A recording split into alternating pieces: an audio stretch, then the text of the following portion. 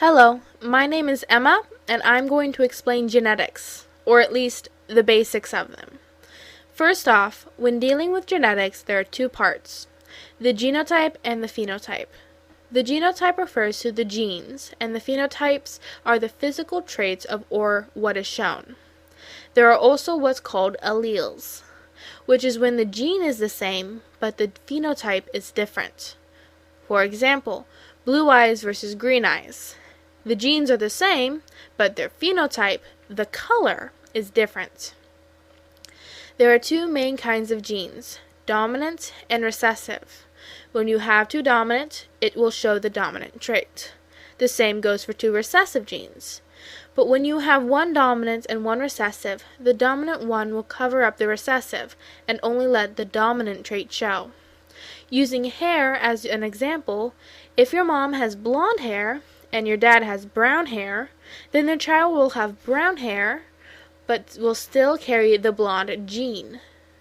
There are exceptions to this, like when you have what's called incomplete dominance. Say you have two cats, one black and one white. If their genes are incomplete dominant, then their kitten will end up being gray. Both colors are incomplete, not fully shown, and end up being mixed. A real-life example is the snapdragon plant. If one flower is red and the other white, their offspring is pink. Another exception is the codominant genes. Using my cats again, the kitten will end up with black and white splotches and spots. Both colors are shown equally, but they're not mixed together. Blood type is an easy real-life example because type A and type B can produce a type AB child.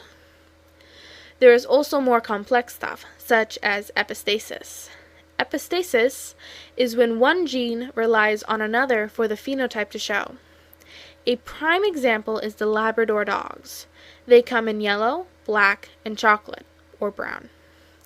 Now, the black and brown genes work like you think they would, but if a dog has the yellow gene, it will keep the black or brown genes from being used to color the dog's fur, leaving it yellow regardless of the other genotypes. And that's the basics of genetics. Genotypes, phenotypes, alleles, dominant versus recessive, codominant, incomplete, and epistasis.